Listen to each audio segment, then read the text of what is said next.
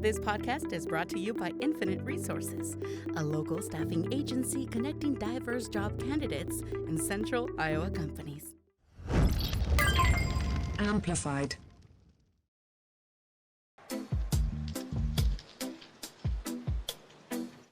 Somebody said it couldn't be done, but he with a chuckle replied that maybe he wouldn't, or maybe he couldn't, but he said he was gonna give it a try. So he buckled himself right in and started to grin without any doubting or bidding. He started to sing to tackle the thing that couldn't be done, and he did it. Hello, everybody out there in the social media world. This is Dr. Nagus Imhotep coming with Babylon Makes the Rules. And before we get started, I want to give a shout out to our sponsors, Amplified DSM, right here in Des Moines, Iowa, and Infinite Resources. I call Des Moines, Iowa, the belly of the beast in the heartland, so we right at the heart, at the belly of the beast. We come today to talk to you and for a subject. I'm dealing with the health gap between blacks and whites in this society. As you know, if you know or don't know, I'm a critical race theorist. And I looked at the works of Derek Bell, Kimberly Crenshaw, and numerous others who looked at this particular theory from a legal standpoint and see how racism is entangled in everything that we do within this society. The disparities amongst blacks and whites are tremendous. There's a tremendous gap.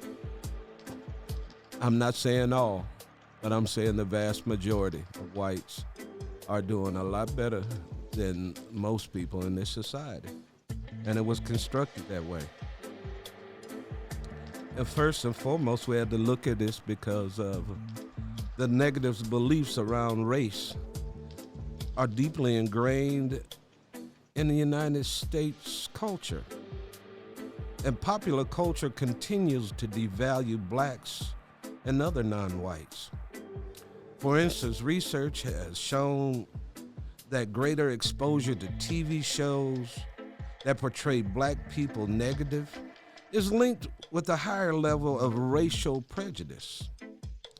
Other research has shown that in many widely read books and newspapers, the word black is most frequently paired to words like poor, violent, religious, lazy, cheerful, and dangerous.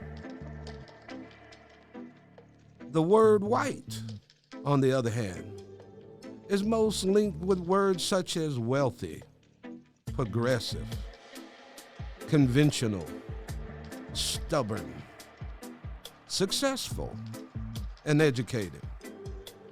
People absorb these sorts of messages and develop unconscious biases that favor whites over blacks. This happens even among people who believe in racial equality. And let's take it to another level. In the healthcare field, clinicians are no exception. Previous studies have shown that, for instance, that higher levels of implicit bias among clinicians is linked with biased treatment and recommendations for black patients, as well as poor quality patient-doctor communication and a lower rating by patients from racial or ethnic minority groups about the quality of their encounters with their doctors. And when we're talking about health in America, I've seen some people stated that racism is embedded in the healthcare system, but the system is broken. And I'm here to tell you today that the system is not broken. The system is working exactly how it was designed. For instance, when you're talking about African American males going to the doctor or going to the healthcare facility, you see that there's a great gap in between men and women going to check on their health. And amongst black men, it's extremely high. And one of the reasons why is, if any of you are familiar with the Tuskegee experiment, the Tuskegee experiment started in 1934 in Tuskegee, Alabama. Men who were African American men and women were used as guinea pigs. Men in Tuskegee who had obtained a sexual venereal disease, and it was syphilis at the time, were given a placebo drug, a salt tablet, and told them that they would be all right if they take this tablet. And at the time, penicillin was invented. But penicillin was not used to eradicate the disease.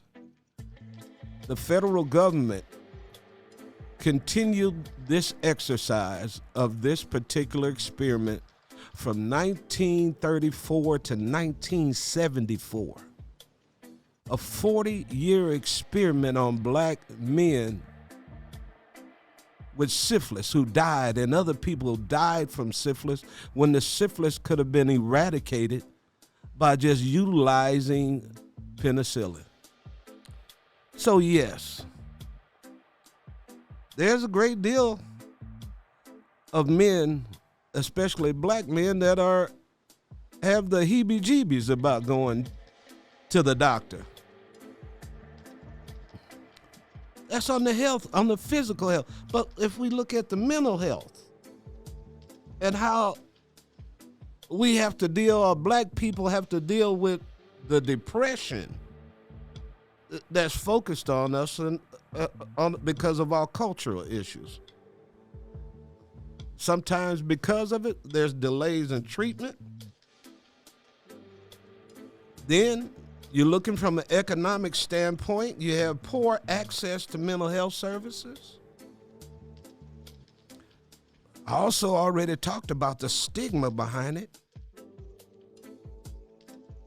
And then the positive patient-client communication, which is not happening if the clinician is already biased. And it doesn't make a difference on the color or the complexion of the clinician. If the clinician is taught from the Frankfurt School of Thought and uses the steps that was used by their oppressor, how in the world is an African or African American clinician going to use the same methods that used to keep us down to teach our people and bring them back to health, or bring them back to mental health? It's insanity to look at this and see what's going on. When you look at the overarching picture of what's happening to blacks in America, it's been a form of nothing but slavery and genocide from day one. You don't want me to achieve economically. That's the biggest factor that affects America today. White America see that their population is dwindling. Their population is already small in the first place. They tell you that they are the majority in this country, but we know by 2025 there's about to be some changes. population change, an increase in people who were labeled minorities will come to a level where there will be parity in this country. But the main issue is not the number of people, it's about the control of the economy.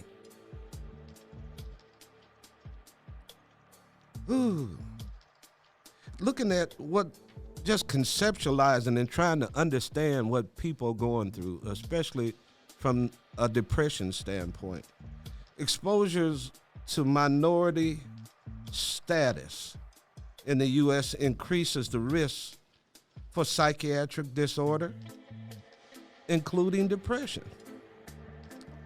That's why I'm here to tell you today, the biggest lie in the world to blacks or any non-whites in America is that you're in a minority. You're not a minority. You are the majority of the global population. According to the National Academy of Medicine, black people and other underserved people of color experience lower health care qualities across virtually every therapeutic intervention. This system is not broken. This is done by design. A higher level of hospitalization for black people is evidence of a higher likelihood of more severe forms of mental illness at a time of presentation to the healthcare system, because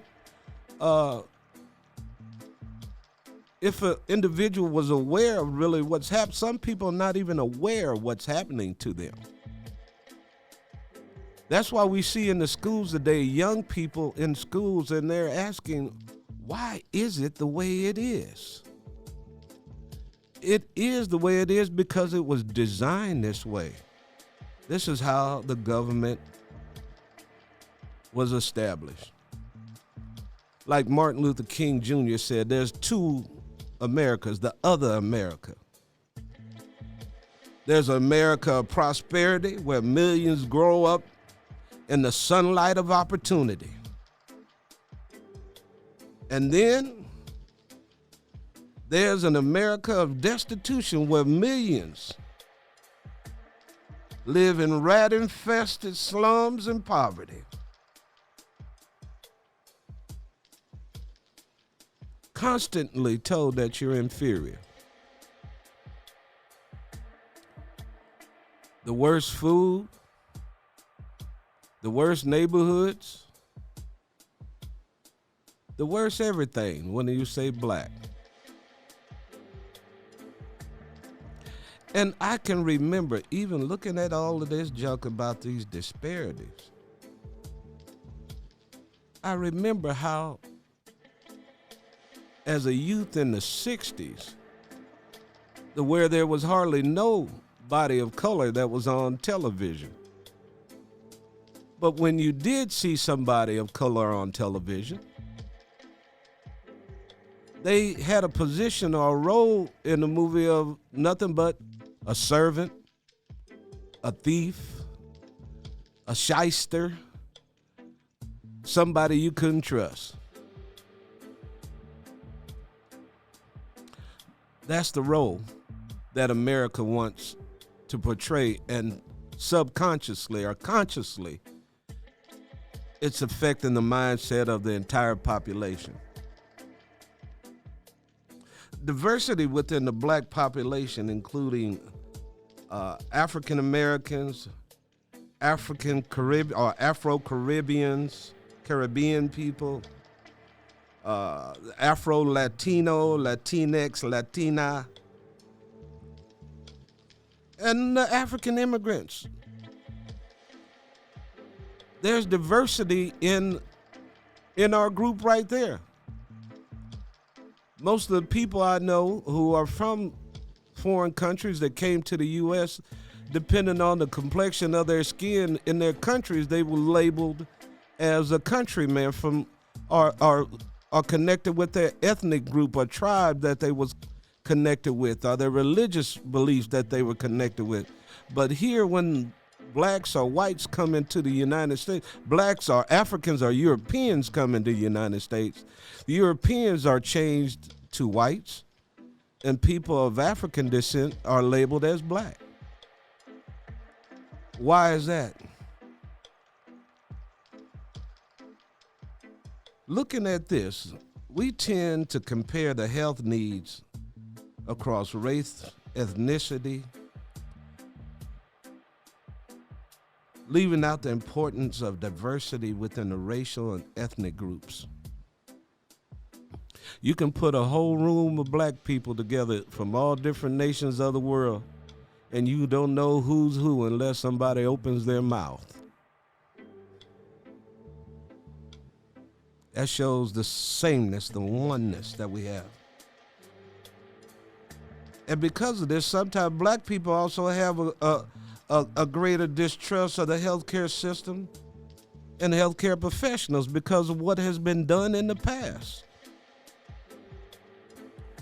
I'm here to tell you today, especially after COVID-19 and what happened with the pandemic, a veil of ignorance should have been lifted off the eyes of every living individual in this nation that there's disparities like crazy.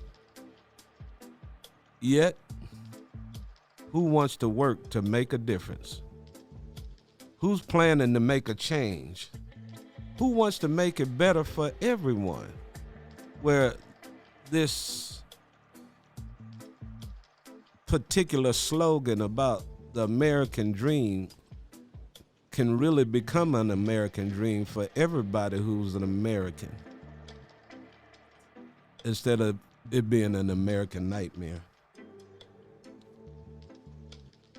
Black people experience a greater level of morbidity and mortality associated with mental health illness. I had to go and look at all of this. I said, my God, what is going on? The role of the medical mistrust is a major problem. Because when you're sick, who can you go to? If you can't trust your doctor. If your doctor's going to look at you and not really take a real good look at you like he would look at somebody else. If your complexion was different. If your bank account was different. So in this society, it's telling us today, if you don't have health insurance, they'll just let you die. Why am I bringing this up? Because it's an issue that needs to be addressed. We here in the capital city of the heart of Babylon, better known as Des Moines, Iowa, have members of the legislature that's sitting up there making rules and creating laws, and hardly anybody in Congress, in the state Senate or the state representative side. There are, I think, 5 blacks within the entire legislature. I'm not sure the number of Hispanics or Native Americans, but I guarantee you we're in Iowa, where it's 90 to 91% white. 91, I almost feel like it's 91% Republican who are Trumpites. So this place is quite a place to be in. It makes me know that I'm here for a reason. I'm here to make noise. I'm here to sound the alarm, because too many of our political leaders are sitting on their asses saying and doing nothing. Too many of our religious leaders are too concerned about who gonna give me a tithe or offering, instead of doing things for people in their community, or even for members of their congregation. Teachers are not concerned. Some teachers are scared to even deal with the kids when they come to school. The kids are scared to come to school because they don't know who's going to come up in there shooting. The teachers are scared to teach because they can't tell the whole truth, because the state is cutting off access to particular subjects or particular books that they want kids to read, because they want to indoctrinate everyone. I see right now in the legislature here in the state of Iowa, they're bringing up a bill in the House right now for every day in the public schools that kids had to get up and sing the national anthem every day. I talk to my friends from around the world, different countries, and they say something about America that they didn't see back in their country. They said, y'all sang that national anthem every daggone time, a baseball game, a basketball game, a ping pong game, a volleyball game, or whatever kind of damn game they playing. They singing this song over and over and over. But is America standing up for the song, that the meaning of the song? Yes, it is. Because we don't listen to that second verse of that song. It'll make you change your ideas about what it really means. Why I'm saying this? Because of all of these different attacks on the African American community. I'm looking and I'm crying out and I'm making a clarion call and a call to action to all those who care about people being done wrong. We're looking towards a transitional justice in this country and reparations for black people in America. I'm saying it. Hell yeah, I'm saying it. Like I said, your leaders won't say a damn thing. They sit up like little punks because they're doing nothing but being pure sycophants for the power structure, for the establishment. Most black men and women that you see in positions of power and authority in this city of Des Moines are basically yes men and yes women. Yeah, I said it. You don't want the boat to be rocked because you doing all right and you don't care about what's going on over there in that poor little old neighborhood where them nappy-head children are. You don't give a damn about them poor little Hispanic children that's sitting over there that barely got what they need in their schools, and then you go out to West Des Moines and Ankeny and Altoona, or wherever you're going around this area, and their schools, their supplies, everything that they have is so much better than what these kids in the inner city have. Oh, we talk about the system is broken. Hell no, it ain't broken. It's working just the way it was intended. And this disparity issue is going to have to be addressed. And transitional justice is the process of responding to this human rights violation that I'm calling out right now. There's a need through judicial redress and political reforms in this country. And other measures need to go in order to prevent the reoccurrence of these human rights atrocities, these human right abuses that people are still to this day going through. Redressing this legacy of human rights abuse must be addressed. Those who are found guilty will have to go through some criminal prosecution. Reparations programs need to be put in place. Truth commissions need to be put in place. And all other various forms of institutional reform must occur for this place to be the land of the free and the home of the brave.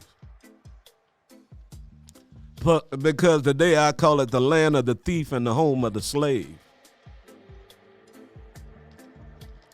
Yep. Y'all woke on the goose up. I'll come in here spitting fire. because it's time to spit fire down with the wicked and their wicked intentions. If this place is supposed to be the land of flowing with milk and honey, I'm thirsty. I want some milk. And I sure like honey on my toast, as long as it got some butter on it and a little honey. We need it. I just felt like coming in here and blowing up on my first day back. We're going to have to address this problem, if you like it or not, because it's in your face. This is Dr. Nagusum Hotep, and I'm signing off. I hope I pissed somebody off today. Thank you. This podcast is brought to you by Infinite Resources, a local staffing agency connecting diverse job candidates in central Iowa companies. Amplified.